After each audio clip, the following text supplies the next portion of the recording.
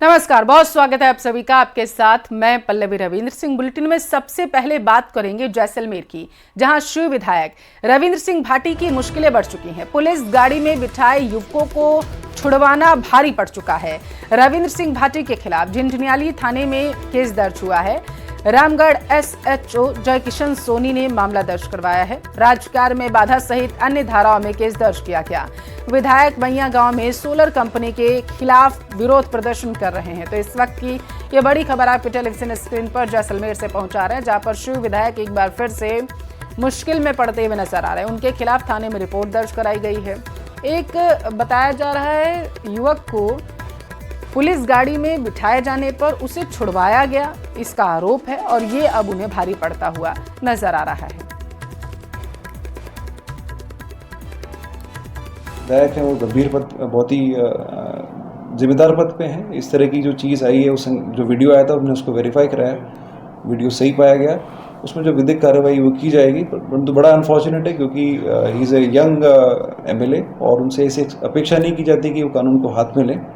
All तो वहाँ पर पुलिस प्रशासन के द्वारा बहुत ही सौहार्दपूर्ण माहौल में वार्ता भी की गई, कई स्तर की वार्ता की, कलेक्टर साहब के स्तर पर भी वार्ता की गई। परंतु जो कानून का उल्लंघन उस वीडियो में दिख रहा है और उनके द्वारा भी सोशल मीडिया प्लेटफॉर्म से उसे शेयर किया गया है, तो उसमें जो भी विधिक कार्रवाई वो की जाएगी और उसमें जो भी सक्षम एजेंसी है CID-CB वो उस पर तफ्तीश करेगी। ज्यादा जानकारी लेंगे संवाददाता हमारे साथ सांवलदान रत्नू टेलीफोन लाइन पर जुड़े हुए हैं। सांवलदान, ये जो वीडियो वायरल हुआ जिसमें ये विधायक रविंद्र सिंह भाटी युवक को गाड़ी से उतारते हुए नजर आ रहे हैं, पहले तो ये बताइए कब का है और रिपोर्ट कब दर्ज कराई गई? देखिए, ये पिछले दिनों से लगातार जो जैसलमेर विधानसभा क्षेत्र में बैया जो गांव है वहां पर सोलर कंपनी स्थापित हो रही है, वहां ओरण बचाओ कमेटी द्वारा लगातार विरोध किया। उसको समर्थन में लगातार जो शिव के विधायक है रविंद्र सिंह भाटी उनको समर्थन कर रहे हैं और वो धरने पर बैठ के रात भी वहां गुजारी है। ये पिछले 2 दिन पुराना वीडियो बताया जा रहा है। वहां जो बैया गाँव में जो कंपनी द्वारा काम स्टार्ट किया था, जिसका विरोध कर रहे ग्रामीणों द्वारा कंपनी के अधिकारियों के साथ बदसलूकी करने के आरोप में पुलिस ने डिटेन किया था, जिसको पुलिस की गाड़ी से रविंद्र सिंह भाटी ने उन दोनों को उतार के धरना स्थल पे पहुंचा दिया था, जिसका वीडियो सोशल मीडिया पर जबरदस्त वायरल हुआ। रविंद्र सिंह की आईडी समेत तमाम प्लेटफॉर्म पर वो वायरल हुआ, जिसको लेकर पुलिस ने एक्शन लिया है और रविंद्र सिंह भाटी के खिलाफ मामला दर्ज कर दिया है। और रविंद्र सिंह भाटी की पुलिस में मामला दर्ज होने के बाद मुश्किलें बढ़ गई है। जी सांवलदान, आपके पास आऊंगी। हमारे साथ शिव विधायक रविंद्र सिंह भाटी इस वक्त टेलीफोन लाइन पर जुड़े हुए हैं। रविंद्र जी, न्यूज़ 18 राजस्थान पर बहुत स्वागत है आपका। बहुत बहुत धन्यवाद। ये एक वीडियो हम अपने दर्शकों को दिखा रहे हैं जिसमें आप पुलिस की गाड़ी में बैठे कुछ युवकों को गाड़ी से उतारते हुए नजर आ रहे हैं। इसके बारे में सबसे पहले बताइए जरा सा। बिल्कुल, मैं आपको बताना चाहूंगा कि शांतिपूर्ण तरीके से, लोकतांत्रिक तरीके से विरोध दर्ज करवा रहे थे ग्रामीण जन, और कुछ लोगों को गाड़ी में बिठाया गया। जब मैंने SHO को पूछा कि आपने इनको गाड़ी में बिठाया कोई खास वजह, तो कि नहीं साहब, हमने गिरफ्तार नहीं किया है, बस इनको गाड़ी में बिठा रखा है। मैंने कहा साहब, आप पैनिक क्रिएट होगा जनता में, आप इनको छोड़ दें और ऐसी कोई लॉ एंड ऑर्डर की सिचुएशन है नहीं यहाँ पे, तो सब चीजें स्मूथली होनी चाहिए। तो कहा ठीक है साहब, हम उन्होंने उतार दिया। और उसके बाद में पता चलता है कि 24 घंटे 48 घंटे बाद कोई मामला दर्ज होता है। जाहिर सी बात है कि जनता की आवाज को दबाने के लिए ये एक साजिश और षड्यंत्र किया जा रहा है। निश्चित रूप से हम सभी न्यायपालिका पे पूरा भरोसा है, आने वाले समय में सब चीजें स्पष्ट। क्या आप प्रवीण जी ऐसा मानते हैं कि सुरक्षा व्यवस्था चाक चौबंद रहे इलाके की, किसी तरीके की अव्यवस्था ना फैले, और ऐसी संभावनाएं अगर पुलिस को बनती हुई नजर आती हैं तो क्या वो हिरासत में किसी को ले सकती है या फिर नहीं? बिल्कुल बिल्कुल लेना चाहिए, हिरासत में लेना चाहिए, पर जब लॉ एंड ऑर्डर की सिचुएशन बने तब लेना चाहिए। ये नहीं कि आप मल्टीनेशनल कंपनीज के इशारे पे ग्रामीण जनों को उठाना शुरू कर दो। आपने देखा होगा इस घटना से 4 दिन पहले कुछ लोगों को अननेसेसरी डिटेन कर दिया गया, इसलिए कि वो विरोध दर्ज करवा रहे थे। देखिए, पुलिस का काम लॉ एंड ऑर्डर मेंटेन करना है, शांति व्यवस्था को बनाए रखना है, आम जन में विश्वास, लॉ एंड ऑर्डर ही शायद मेंटेन वहां पर पुलिस करा रही थी। रविंद्र जी, फिर रविंद्र सिंह भाटी को ये कैसे महसूस हुआ कि वहां पर एक कंपनी के कहने पर वो पुलिसकर्मी वहां पर पहुंचे हुए थे? आप ये कैसे कह सकते हैं रविंद्र जी? आप देखो हैं वहां पे, क्योंकि मैं धरने स्थल पे मौजूद था जी, और मल्टीनेशनल कंपनी जो ओरण पे, मैं आपको पहले सब चीजें स्पष्ट कर देना चाहूंगा कि ये धरना क्यों चल रहा था। क्योंकि हमारे वहाँ लगभग पूरे राजस्थान भर में ओरण एक आस्था का प्रतीक है, एक जगह छोड़ी जाती है मंदिर के नाम की। वो जगह इसलिए होती है ताकि कभी अकाल पड़े या कोई ऐसी विषम परिस्थिति हो तो हमारा पशुधन आराम से चर सके। वो जगह कहीं ना कहीं आस्था का प्रतीक रहती है, तो मल्टीनेशनल कंपनीज को वो जगह अलॉट कर दी गई। तो हम सभी का ये विरोध था कि आप इस ओरण को जो है राजस्व में रिकॉर्ड में दर्ज करवा लें और उसके बाद में जो गवर्नमेंट लैंड है आप उस पर काम करें, हमें कोई आपत्ति नहीं है। पर जाहिर सी बात है, जिस जगह से कोई लकड़ी तक घर नहीं ले आता उस जगह को आप इस तरीके से डिस्ट्रॉय करेंगे, ये ठीक नहीं है। तो इस मामले को लेके तमाम लोग विरोध दर्ज करवा रहे थे, समस्त गांववासी और हम सब विरोध दर्ज कर रहे थे। तो उस दौरान कई सारी मल्टीनेशनल कंपनीज के सरों पे फोर्स ने वहां पे अननेसेसरी व्हीकल्स को भेजना शुरू किया। मैंने उन्हें कहा कि जब लोग विरोध कर रहे हैं, इनकी बात को आप सही तरीके से आगे सक्षम अधिकारियों तक पहुंचाएं और इनको कोई आश्वासन देके उसके बाद में आप काम शुरू करें। तो ये विरोध चल ही रहा था। इस दौर में जब अननेसेसरी 2 लोगों को बिठाया गया जीप में, तो मैंने पूछा कि साहब अपने जीप में बिठाया है, कोई खास वजह? तो नहीं साहब, हमने गिरफ्तार नहीं किया, हमने बस यूं ही बिठाया है, हम छोड़ देंगे। तो मैंने कहा छोड़ दो आप, ताकि कम से कम जनता में इस चीज का पैनिक नहीं हो। फिर उस घटना को 24 घंटे 48 घंटे बाद प्रेशर बिल्ड करने के लिए इनको लगा कि साहब हम इस तरीके से झूठे मुकदमे करके जनता की आवाज को दबा देंगे। इस नाते इन्होंने ये प्रयास किया है। पर मैं आपको बताना चाहूंगा कि लॉ एंड ऑर्डर पूरी तरीके से उस समय भी मेंटेन था, आज भी मेंटेन है, आने वाले समय में भी मेंटेन रहेगा। रविंद्र जी, देखिए, पुलिस की तरफ से ये कहा गया है, जो रिपोर्ट दर्ज कराई गई है, कि राजकार्य में बाधा आपकी तरफ से डाली गई, क्योंकि वहां पर पुलिस का तो ये कहना है कि आपकी आईडी से, आपके समर्थकों की आईडी से इस वीडियो को वायरल किया गया। देखिए रविंद्र जी, जब ऐसी वीडियोस वायरल होती हैं तो आम जनता, जो लोग आपको जानते होंगे बेहतर तरीके से, आप कह रहे हैं कि यहाँ पर लॉ एंड ऑर्डर मेंटेन करने के लिए पहुंचे हुए हैं, जिन शख्स को उन्होंने गाड़ी में बिठा रखा था उनका कोई दोष नहीं था, वो बात दूसरी तरफ है। लेकिन ये वीडियो जो हम अपने दर्शकों को दिखा रहे हैं, जब इसको देखा जा रहा है तो इसमें ऐसा प्रतीत हो रहा है कि एक शख्स वहां पर पहुंचता है, गाड़ी में कुछ लोग वहां पर बैठे होते हैं, उनको उतरवा के वो वहां से आराम से चले जाते हैं और पुलिस मुंह ताकती रह जाती है। ये इसे कहते हैं रौब दिखाना अपने पद का। नहीं, उसको, उस घटना को आप जिस तरीके से लेना चाहें आपकी इच्छा है, पर मैं नहीं ले रही हूँ सर, ये वीडियो में प्रतीत हो रहा है, पुलिस भी यही कह रही है।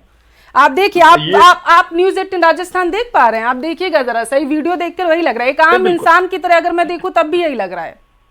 देखिए, हमने लॉ एंड ऑर्डर को पूरे तरीके से मेंटेन रखा है और आगे भी रखेंगे। जाहिर सी बात है कि जो ये मुकदमे दर्ज कर रहे हैं, मुकदमों के माध्यम से जनता की आवाज को, हम सभी की आवाज को दबाने का प्रयास किया जा रहा है। इनके मुकदमों से आवाज को दबाया नहीं जा सकता।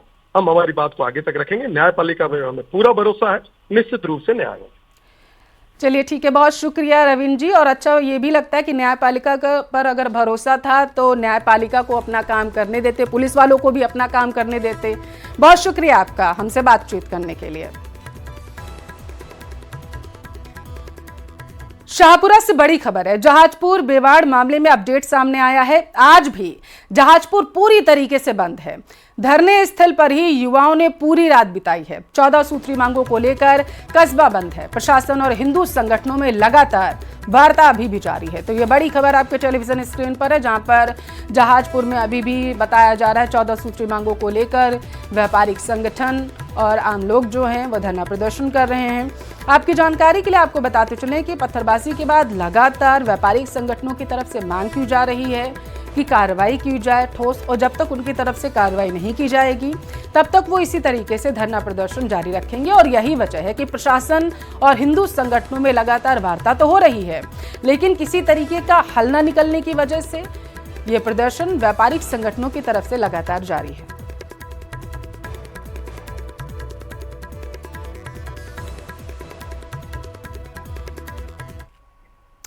टोंक का रुख करते हैं। थप्पड़ कांड से जुड़ी एक अपडेट सामने आई है, अब तक पहुंचाएंगे। नरेश मीणा से कोतवाली थाने में पूछताछ होगी। जेल से प्रोडक्शन वारंट पर लेकर के उनियारा पुलिस आई है। इस वक्त की बड़ी खबर आपको टेलीविजन स्क्रीन पर।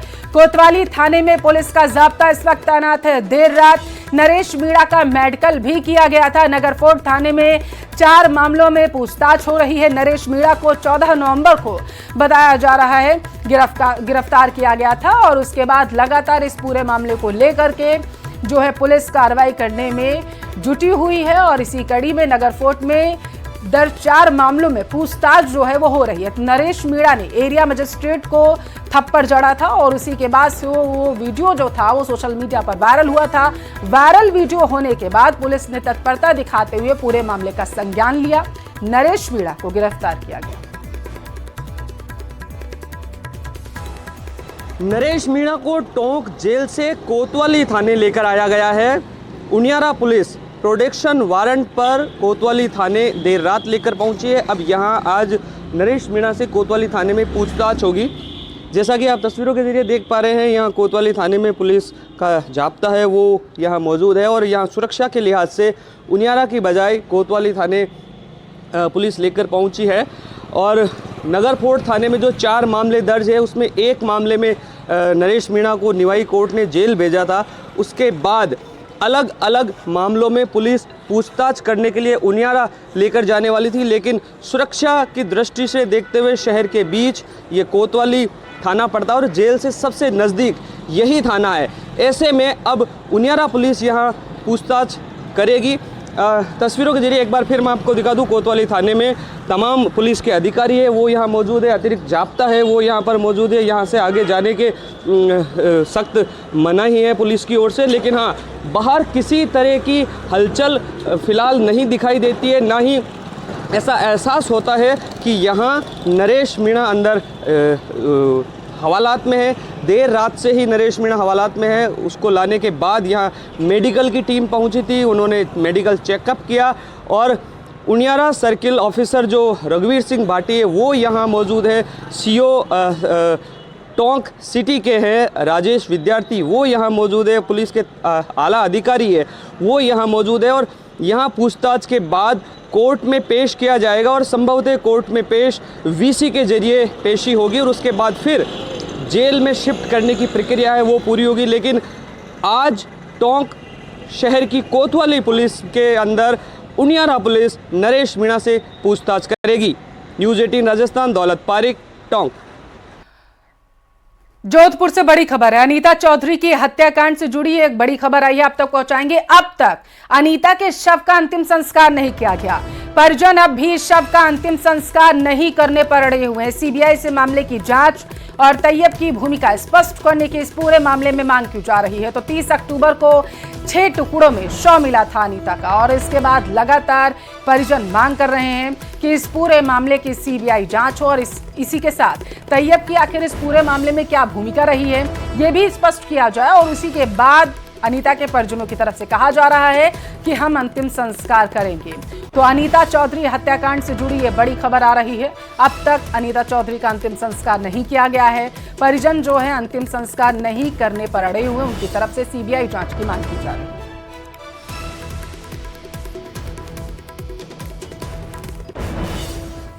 तो अनीता चौधरी हत्याकांड से जुड़ी जो आरोपी है, मुख्य आरोपी गुलामुद्दीन को मुंबई जो है पुलिस लेकर के गई है। गुलामुद्दीन ने मुंबई में फरारी काटी थी। मुंबई में जाकर अब तस्दीक करवाई जाएगी इस पूरे मामले को लेकर के। तो बड़ी खबर आप तक पहुंचा रहे हैं। आपकी जानकारी के लिए आपको बताते चले कि अनीता चौधरी हत्याकांड से लगातार एक परत जो खुलासे हो रहे हैं वो बेहद ही चौंकाने वाले हैं। मुख्य आरोपी गुलामुद्दीन ने मुंबई में फरारी काटी थी। पुलिस मुंबई में अब जो है तस्दीक करवाएगी। गुलामुद्दीन से ऐसी जानकारी सामने निकलकर आ पा रही है।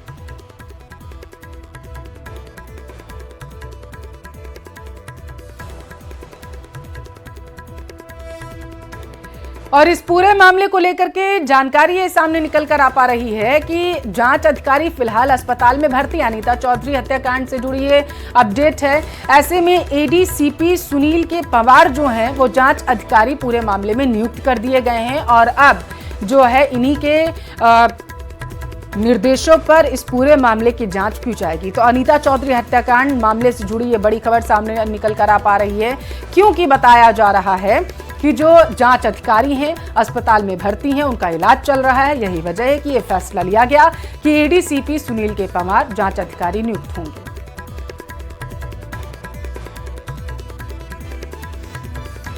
जयपुर के काला डेरा से बड़ी खबर है। युवती के लापता होने का मामला सामने आया। समुदाय विशेष के युवक पर बहला फुसला कर ले जाने का आरोप है। पुलिस ने युवक युवती को नाई की थड़ी इलाके से दस्तयाब कर लिया। युवती के परिजन और रिश्तेदार पुलिस थाने में इकट्ठा हो गए हैं।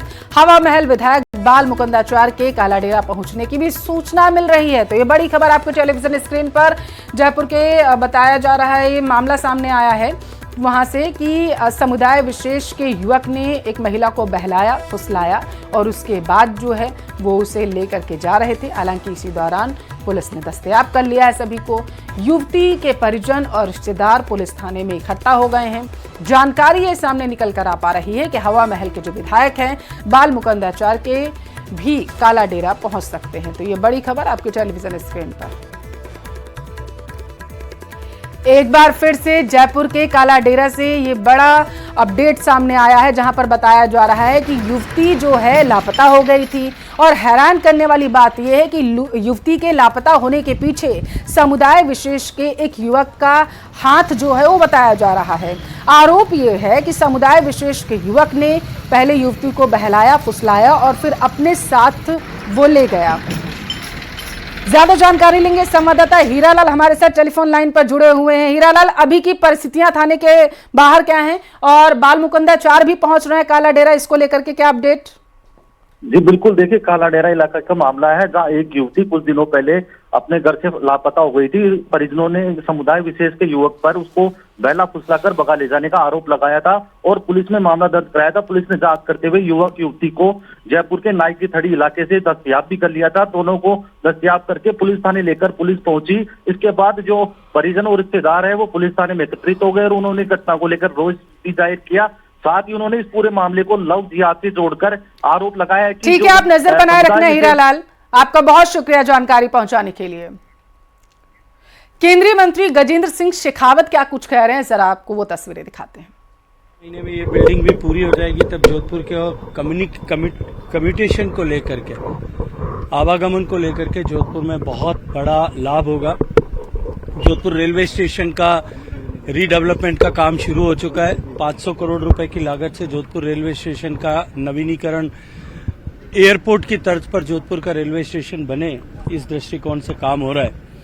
राजस्थान में डबल इंजन की सरकार है और इस डबल इंजन की सरकार में हम जोधपुर के लोकसभा क्षेत्र को राजस्थान के सभी क्षेत्रों में जिस तरह से विकास हो रहा है उसमें अग्रणी रखते हुए हम जोधपुर में काम करें, इस दृष्टिकोण से मिलकर के हम सब पार्टी परिवार के लोग मिलकर के काम करें। अनिता चौधरी की हत्या एक तो ये पूरा ही है, फर्स्ट एक फेज है, इसका एक्सटेंशन एक और बाद में एक और फेज पे काम करेंगे। अनिता चौधरी की हत्या की पुलिस ने मुख्य शव बनाया, अभी तक कोई भी जवाब नहीं है पुलिस के पास। देखिए, मुझे लगता है कि पुलिस ने मुख्य आरोपी को गिरफ्तार किया है और जो संदिग्ध लोग हैं उन सबको भी गिरफ्तार किया है। इन्वेस्टिगेशन अपनी जगह पर है, पूरा इन्वेस्टिगेशन कंप्लीट होगा। वो सब विषयों को लेकर के मुझे लगता है कि अधीरता प्रदर्शित नहीं करनी चाहिए, लेकिन ये तय है कि इन्वेस्टिगेशन की जल्दबाजी के कारण से कोई अपराधी न बचे और कोई निरपराध जेल भी न जाए। इन दोनों का ध्यान रखते हुए जिसने अपराध किया उन सब के खिलाफ कठोरतम कार्रवाई हो। इस जघन्य हत्याकांड के दोषियों को उनके किए की सजा मिले, इसको सुनिश्चित करें। सर, परिवार जो है सीबीआई की जांच की मांग को लेकर लगातार धरने पर है। दो चीजें